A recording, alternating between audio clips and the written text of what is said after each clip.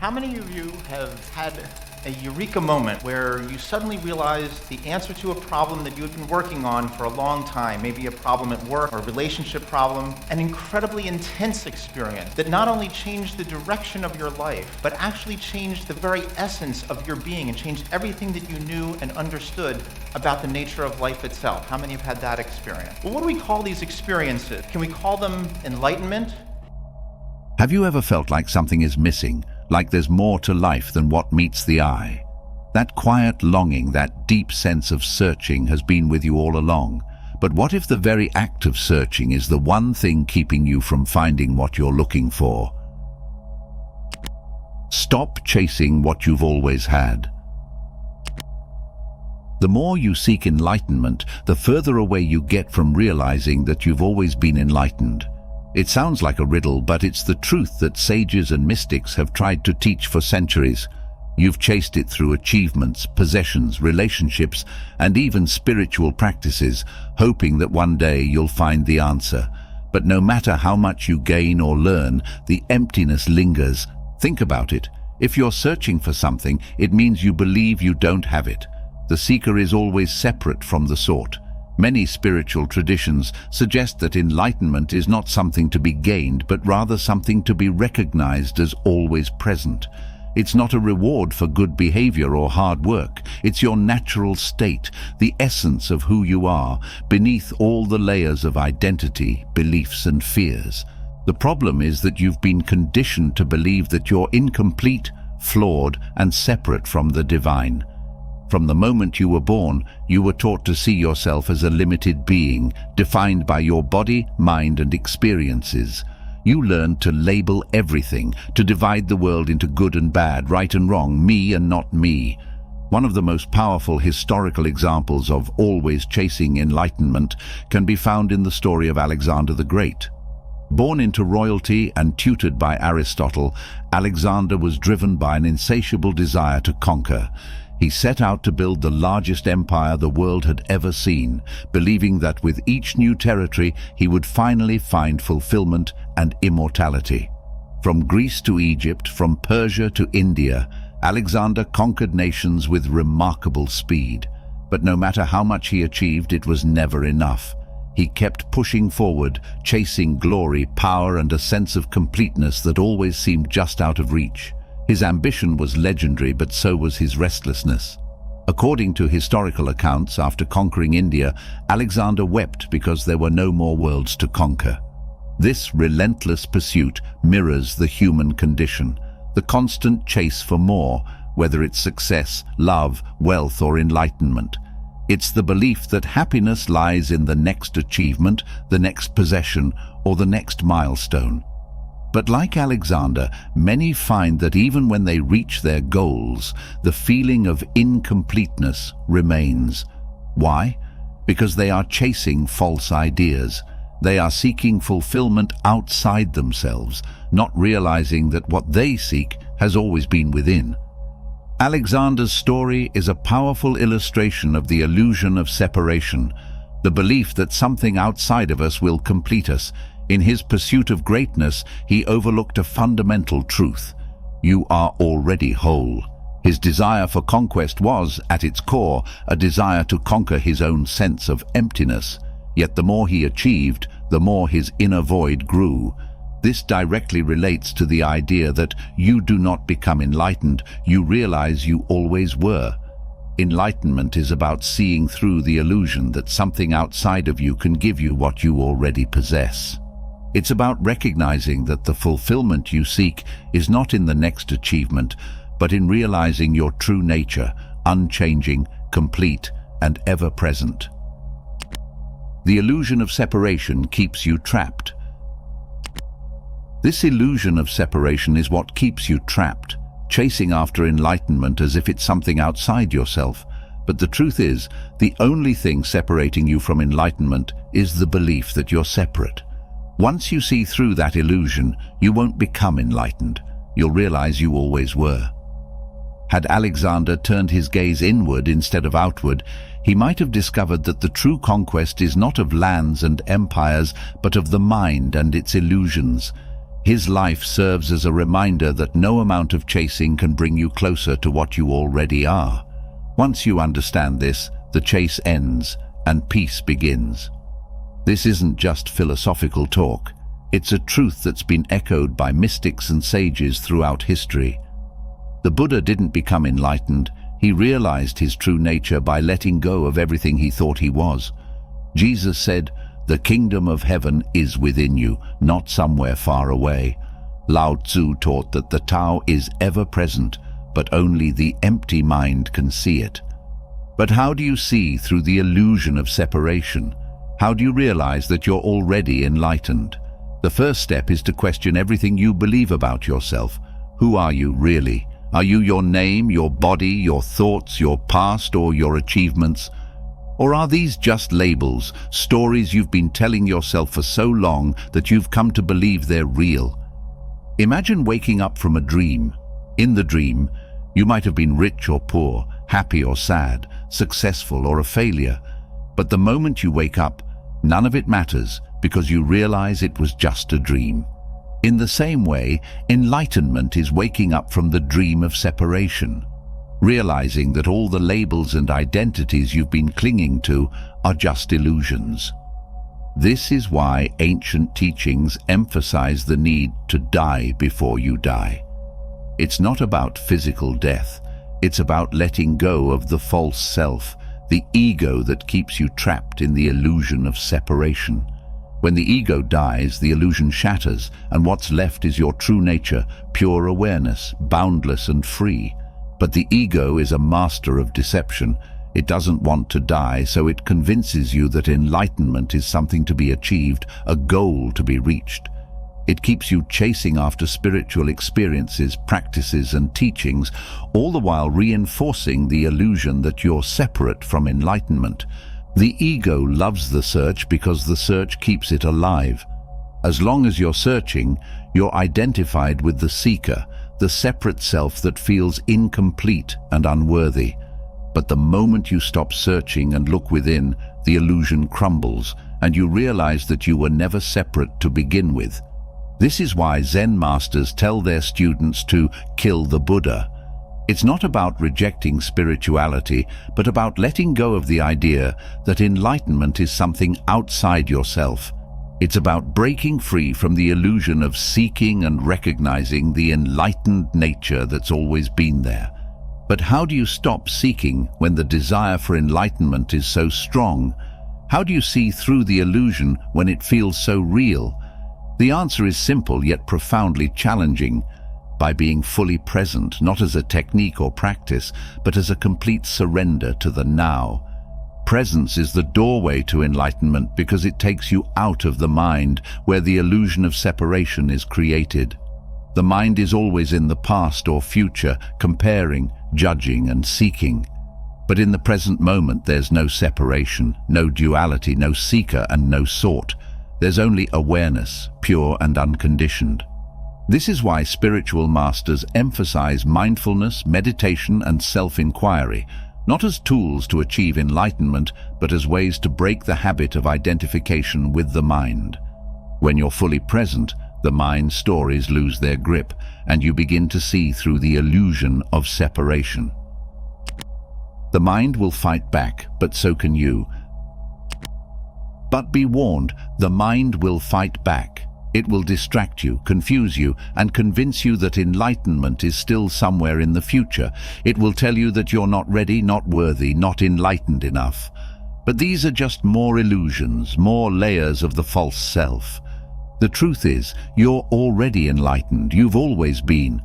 But as long as you believe in the illusion of separation, you'll keep searching, never realizing that what you're looking for is the one who's looking. The seeker is the sought. The journey is the destination. The illusion is the only thing standing in your way. So stop searching and start seeing. Stop chasing and start being. The truth is here, now, in this moment, closer than your breath, more intimate than your heartbeat. You don't need to become enlightened. You only need to remember who you are. You are enlightened. To understand this deeper truth, it helps to look at the wisdom of those who have tried to explain it in simpler terms. In Latin America, there was a philosopher who saw through the illusions of life in a way that resonates with what we're exploring here. His name was Octavio Paz. While most people know him as a poet, Paz was also a thinker who understood the nature of reality and the illusions that trap us. Octavio Paz wrote a lot about identity and how people become prisoners of the roles and labels given to them by society. He saw that people live in masks, playing parts assigned to them by culture, history, and tradition. In his famous work, The Labyrinth of Solitude, he explained that people often hide behind these masks to fit in, to feel safe, or to be accepted. But the more they wear these masks, the more they forget who they truly are. Paz believed that this hiding creates a sense of loneliness and separation. It's not that we're really alone, it's that we've lost touch with our true selves. This is the same illusion of separation that keeps us from realizing our enlightenment. When you believe you are just the mask, just the role you play, you lose touch with the awareness beneath it all. He wrote about how people build walls around themselves to protect their identity and their ego. These walls give a false sense of safety, but they also trap you. They make you feel isolated, even when surrounded by others. Paz saw this as a universal human condition, not just in Mexico or Latin America, but everywhere. It's the illusion of separation in action. According to Paz, the way to break free from this trap is to confront your own solitude. He didn't mean being alone in a room. He meant facing the emptiness inside, the void you've been trying to fill with roles, achievements, and labels. It's about having the courage to look beyond the mask and see the awareness that's always been there. This is exactly what enlightenment is about. Seeing through the illusion of identity. Just like Paz suggested, you need to question who you think you are. Are you the mask you wear in public? Are you the role you play at work or at home? Are you the labels others have given you? Or are you the awareness that sees all of this? Paz also wrote about the importance of breaking free from time. He noticed that people live trapped between the past and the future, never fully present. They cling to memories or chase after dreams, all the while missing the only reality that truly exists, the present moment. This is another aspect of the illusion. The mind keeps you trapped in time, but awareness is always here and now. The present moment is where the mask falls away. In the now, there is no past to define you, no future to chase. There is only the awareness of experiencing life directly. This is what Paz was pointing to when he wrote about breaking free from history, culture, and identity. He was talking about breaking free from the illusion of separation, but facing this can be terrifying. That's why most people avoid solitude. They keep themselves busy, distracted, or entertained to avoid feeling the emptiness inside. But Paz argued that facing this emptiness is the doorway to freedom. It's the same as what spiritual teachers call dying before you die, letting go of the false self so your true nature can be revealed. This is why enlightenment isn't about becoming something more. It's about realizing what you've always been, beneath the masks, beyond the labels, outside of time. It's about waking up to the awareness that's never been separate, never been incomplete, never been limited by identity. Octavio Paz understood this deeply. He saw the masks for what they were, illusions. He knew that true freedom comes from breaking the mirror that reflects a false self. And in this breaking, you realize you were never trapped. The walls were never real. The separation was just a dream. Look back at the Enlightenment. To understand how easily the truth can be hidden behind illusions, let's look at a time in history that was actually called the Enlightenment. It was a period in the 17th and 18th centuries when philosophers and thinkers challenged old beliefs and looked for deeper truths. They wanted to break free from ignorance and see the world clearly. At its core, the Enlightenment was about waking up to reality, just like the spiritual journey we're talking about. The thinkers of that time wanted to shine a light on everything that was hidden. They wanted people to question authority, tradition, and even their own beliefs. They believed that truth was not something given to you by others, it was something you discovered for yourself. This was meant to be a kind of awakening, a breaking free from illusions. They called it the Age of Reason, and the goal was to help people see beyond superstition and fear. Philosophers like Immanuel Kant urged people to use their own minds to think for themselves instead of blindly following what they were told. He famously said, "Dare to know." It was a call to break free from mental slavery. This idea of breaking free from illusions is exactly what spiritual enlightenment is about. It's about questioning everything you think you know, including who you think you are. It's about seeing the truth behind the masks and the roles you play. The Enlightenment was supposed to wake people up from the false realities they were living in, just as spiritual awakening frees you from the illusion of separation. But something strange happened as time went on. The very movement that was meant to set people free started to create new illusions. The Age of Reason turned into an age of rigid thinking. Instead of questioning everything, people started to believe that only what could be measured or proven was real. If it couldn't be weighed, calculated, or put into a formula, then it was dismissed as fantasy. The Enlightenment thinkers wanted to free people from superstition, but in doing so, they created a world where only the material was considered real. They shined a light on science and reason, but cast a shadow over spirituality and inner truth. The idea of a deeper inner awakening was pushed aside, labeled as irrational or unscientific. In trying to escape one illusion, they fell into another. They traded old dogmas for new ones. They broke free from the authority of the church, but became prisoners of the intellect. They became trapped in the mind, cut off from the deeper awareness that sees beyond logic and reason. The very movement that was meant to wake people up ended up putting them to sleep in a different way. This is how powerful the illusion can be. It can take something as pure as the search for truth and turn it into another form of blindness. It shows how easy it is to fall into new traps, even when you think you've broken free from the old ones. This happened to an entire era in history, and it happens to individuals every day. The lesson here is that the mind itself can be a trap. Logic and reason are useful tools, but they are just tools. They can describe reality but not fully experience it. They can analyze life but not truly live it. When you become too identified with the mind, you get stuck in the mirror world. You see reflections, not reality. You see ideas about life, not life itself. True enlightenment isn't about knowing more or understanding everything intellectually. It's about seeing through all the layers of illusion, even the ones created by the mind. It's about realizing that who you are can't be captured by thoughts, concepts, or labels. You are the awareness behind them. This is why the original spirit of the Enlightenment was lost. The thinkers of that time wanted to break free from illusions, but ended up creating a new kind of prison made of thoughts and ideas. They became trapped in the mind, forgetting that truth isn't just something you think, it's something you are. The mirror world is tricky.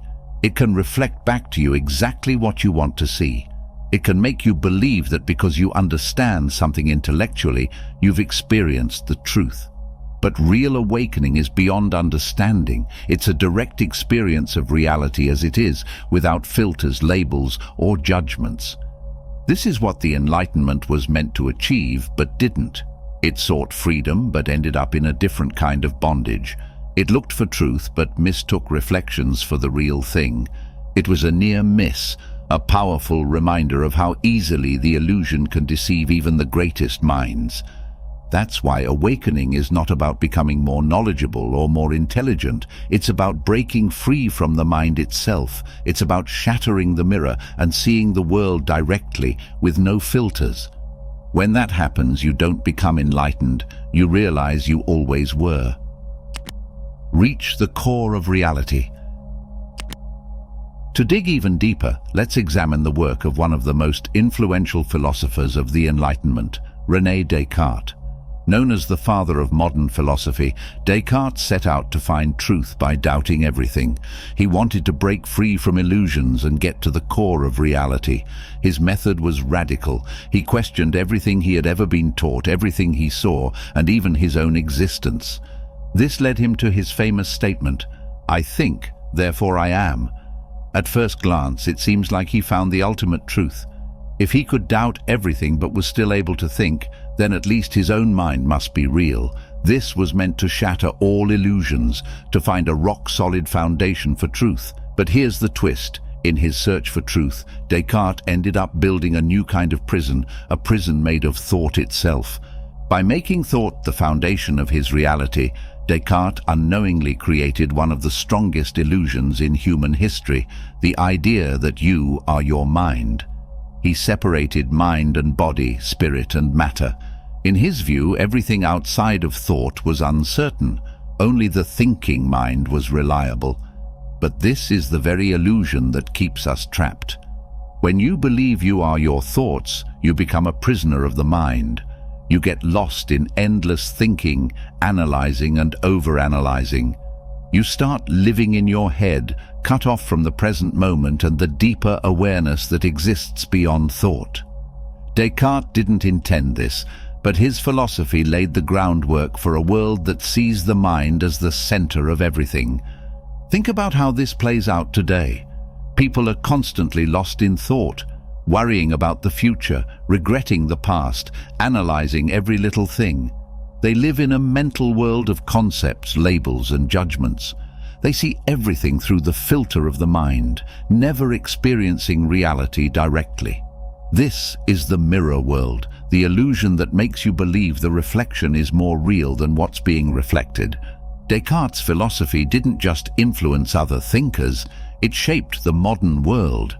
His ideas led to a society obsessed with intellect and logic, where anything that can't be measured or explained is dismissed as unimportant. Feelings, intuition, and spiritual experiences are often seen as irrational or even meaningless because they don't fit neatly into the boxes of logic and reason. But this creates a fragmented view of reality. It divides life into separate parts, mind versus body, logic versus intuition, and science versus spirituality. This illusion of separation is the root of so much suffering. It makes you feel isolated and disconnected from others and even from yourself. It traps you in the mind, making you believe that you are just a thinking machine, a brain in a body, instead of the awareness behind it all. This is the prison that Descartes unintentionally built, a world where people live in their heads, trapped in thought, cut off from the deeper awareness that sees beyond all illusions. And yet, the way out is hidden in his own words. If you look deeper into "I think, therefore I am," you'll see that he identified his existence by noticing his thoughts. But who was noticing the thoughts? There's something in you that watches your thoughts, that sees them come and go. This awareness is constant, while thoughts are always changing. You are not the thoughts. You are the one who is aware of them. This is the truth that shatters the mirror world. It's the realization that you are the observer, not the mental noise you observe. When you see this clearly, the illusion starts to crumble. You break free from the prison of the mind. You stop being trapped in endless thinking and return to the present moment where life is actually happening. This is the awakening that Descartes was searching for but never found because he was looking in the wrong place. He looked at the thought itself, not at the awareness that watches the thought. This is why enlightenment isn't about gaining more knowledge or understanding everything logically. It's about seeing through the illusion of the mind. It's about realizing that who you are is not a thought, not a concept, but the awareness behind all of it. This is the deeper truth that Descartes missed, the truth that sets you free. The Enlightenment era was about breaking free from old beliefs, but it unknowingly built new walls, walls of logic, reason, and thought. Descartes started a movement that was meant to free the mind, but it ended up trapping people in the mind instead. It's a powerful reminder that even the brightest intellects can fall into illusion when they look for truth outside of themselves. To break free, you must look within. You must see that the mind is just a tool, not who you are. You must realize that awareness is the only constant, the only truth. This is what enlightenment is really about. It's not something you become, it's something you remember. It's the realization that you were always free, always aware, always beyond the mind. The walls of our mind. The walls of logic, reason, and doubt are so deeply ingrained in our minds that we rarely notice them. Yet they shape our lives every day, dictating our choices, our fears, and even our sense of self. They are invisible chains that bind us to a limited reality, keeping us from experiencing the world as it truly is. These walls weren't built overnight. They've been rising slowly, brick by brick, through centuries of conditioning and the way society defines truth and reality. Think about how we were taught to think as children. From an early age, we were praised for giving the right answers, for following rules, and for seeing the world in black and white terms. We learned that reason was the highest authority and that logic was the ultimate judge of truth. This shaped our minds to question everything except the very system that taught us to question. But doubt is a double-edged sword. It can lead to wisdom, but it can also create walls that trap us in fear and hesitation. We see this in daily life every time we overthink a decision. Imagine standing at the edge of an opportunity, a new career path, a move to another city, or even a chance at love. The mind begins its analysis, weighing pros and cons, calculating risks, and imagining worst-case scenarios. Logic whispers, "Be careful, think this through. What if you fail?" Doubt creeps in, and suddenly the opportunity slips away, lost in a maze of over-analysis. This is how logic and doubt work together to build walls. Logic questions every possibility until nothing seems safe, while doubt fills the gaps with fear. The result? Paralysis. You stay in your comfort zone, not because it's where you want to be, but because the walls of logic and doubt make the outside world seem too risky. It's even more evident when it comes to dreams and aspirations. How many times have you felt inspired to create, to write, to start a new project, only for logic to step in and say, "You're not good enough. There are others more talented. This isn't practical." And just like that, doubt builds another wall. You stay silent. You play small. The dream fades, buried behind a fortress of logic and reason. These walls show up in our relationships too. We feel a pull towards someone, a deep, unexplainable connection, but logic demands an explanation. Why do you feel this way? Is it practical? What will others think? Instead of trusting our hearts, we overthink, analyze, and ultimately push away what could have been something beautiful. We lose touch with intuition because logic insists on being in control. This battle between intuition and logic is as old as humanity itself. Ancient cultures understood that reason alone couldn't explain the mysteries of life. In Taoism, there's a saying, "The Tao that can be spoken is not the eternal Tao." This means that the deepest truths can't be explained by words or logic. They must be felt and experienced directly. But modern minds, conditioned to worship logic, struggle to accept this. We want everything to fit neatly into categories, to be proven and explained. Even spirituality isn't safe from these walls. We hear about enlightenment, about awakening to a higher reality, and the mind immediately demands proof. How do I know it's real? Can it be measured? Can it be explained logically? But true awakening isn't something that can be understood by the mind. It's an experience, a direct knowing that goes beyond words. Yet logic stands guard, refusing to let us surrender to the unknown. This is why doubt is so powerful. It doesn't just question the outside world, it questions ourselves. It makes us second-guess our abilities, our worth, and our purpose. It keeps us in a state of hesitation, always seeking validation, never fully trusting our own inner voice. Doubt tells us that we are incomplete, that we need more knowledge, more achievements, and more approval before we can feel whole. And so we keep building the walls higher, layer upon layer, until we're completely trapped. These walls are strongest when it comes to the unknown. The mind is terrified of uncertainty. It wants control and it wants guarantees. But life doesn't work that way. The most beautiful experiences come from surrendering to the unknown, from stepping beyond the walls of logic and doubt. Love, creativity, spiritual awakening, none of these can be explained or predicted by logic. They require trust, a leap of faith. But how can you leap when walls of doubt block your way? History is filled with examples of people who broke free from these walls and those who couldn't. Nikola Tesla trusted his visions and his intuitive insights, even when logic couldn't explain them. He revolutionized the world because he dared to trust the unseen. But others, like Charles Darwin, were tormented by doubt. Despite his groundbreaking work, Darwin struggled with constant self-doubt, questioning his purpose and existence. The walls of logic and doubt kept him in mental turmoil until his final days. These walls can be shattered, but only by looking beyond the mind. In Zen Buddhism, there's the concept of mu, which means nothingness or no mind. It's the state of seeing without the filter of logic, experiencing life directly without judgment or analysis. When you touch this state, the walls crumble. You realize that the mind was an illusion all along.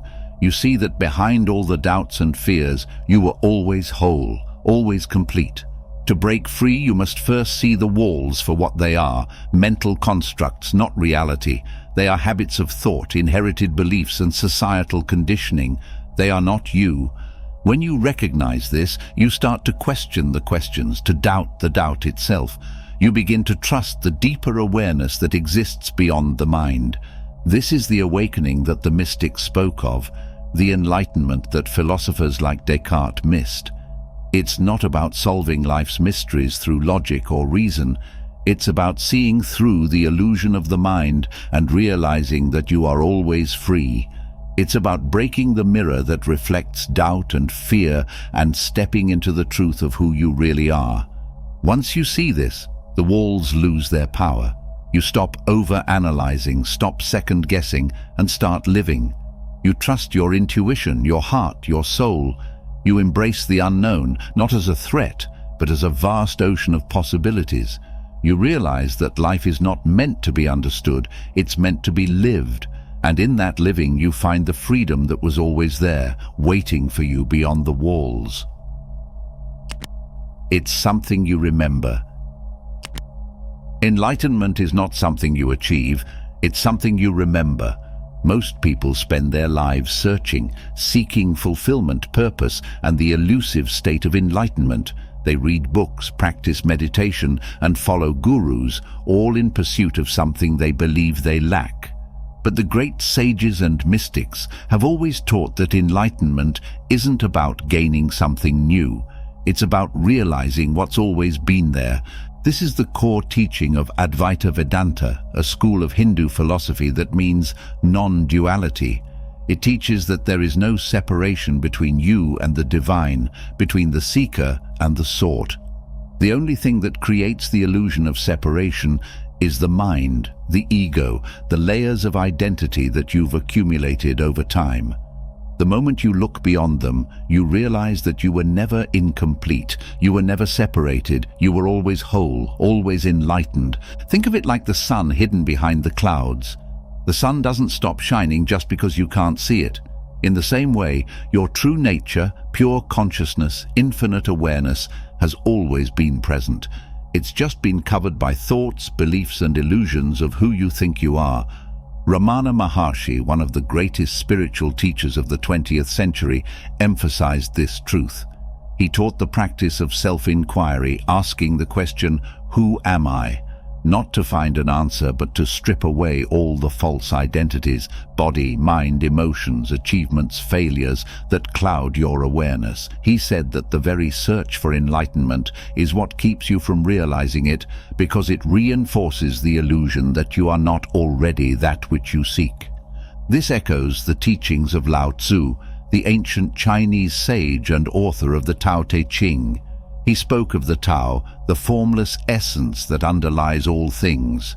According to Lao Tzu, the Tao is already within you. It flows through you, giving life and form, yet it remains untouched by the world of change.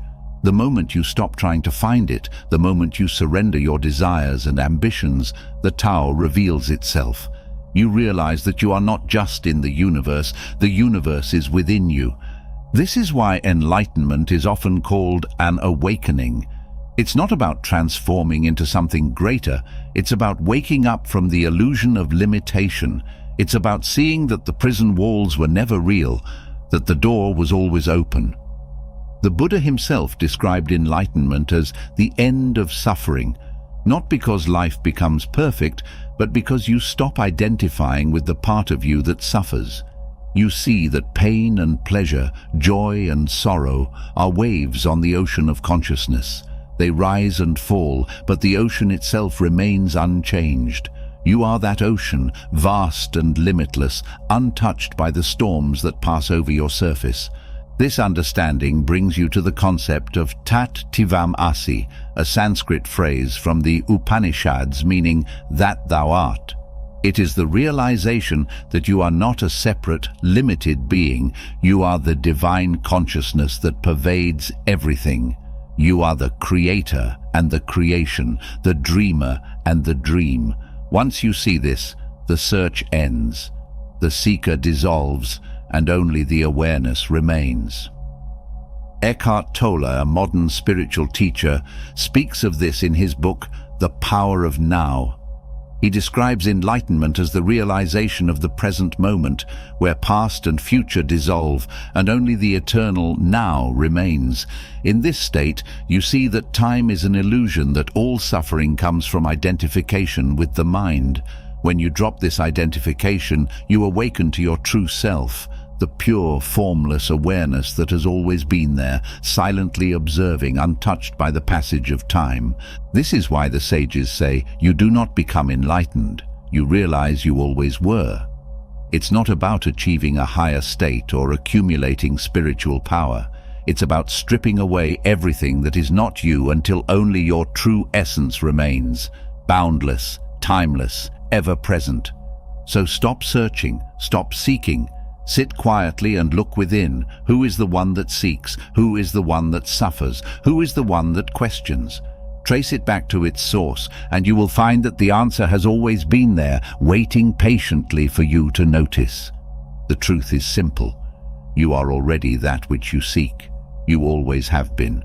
Once you understand this, the journey ends, and the awakening begins. I hope you enjoyed the video. If you did, feel free to subscribe to the channel. Thanks for watching.